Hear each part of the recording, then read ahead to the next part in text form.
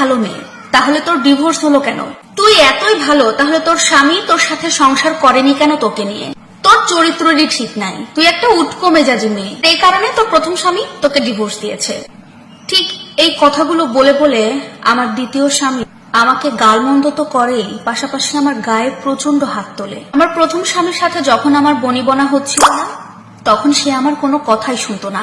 যখন আমার প্রথম স্বামী আমার সাথে কথা বলা বন্ধ করে দিত, আমিও রাগ দেখে তার সাথে আর কোনো কথা বলতাম না।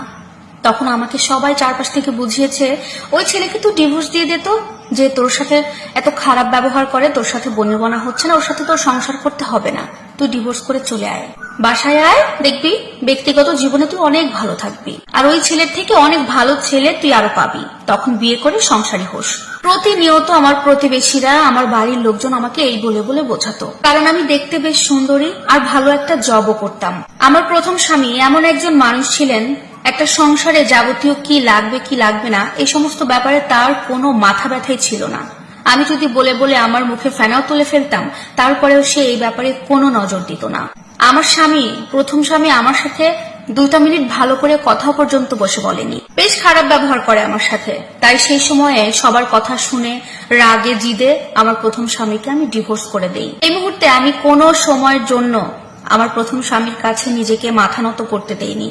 আমি একটু স্যালেন্ডার হইনি তার কাছে, সব সময় নিজেকে বড় মনে করেছি এবং নিজের মতো একটা দিমাগ নিয়ে চলেছি। কারণ আমি মনে করতাম আমি অনেক ভালো একটা অ্যামাউন্টের জব করি, আমি দেখতে শুনতে মাশাআল্লাহ ভালোই সুন্দরী, এই ক্ষেত্রে আমি কেন ওর কাছে মাথা নত করব? নানান ধরনের চিন্তা ভাবনা করে প্রতিবেশী, এমনকি আমার মা বাবার কথাতেও আমি অনেকটা ডাইভার্ট হয়ে গিয়ে আমি আমার স্বামীকে ডিভোর্স করে দিয়ে চলে যাই। তবে ডিভোর্সের পরে আমি কখনো চিন্তাও করিনি যে আমি দ্বিতীয় বিয়ে করব, কারণ আমার চলাফেরায়, টাকা পয়সায় কোনো কিছুরই কোনো দিক দিয়ে অভাব ছিল না। কিন্তু আমার বাবা মা আমাকে এক প্রকার জোর করেই দ্বিতীয় বিয়ে করতে বাধ্য করে। বাবা মা আমাকে এটা বলে বোঝায়, আমাদের বয়স হয়ে যাচ্ছে, কয়দিনই বা বাঁচবো, একা একা তুমি কিভাবে সারাটা জীবন পার করবে, তোমার একটা মানুষের দরকার।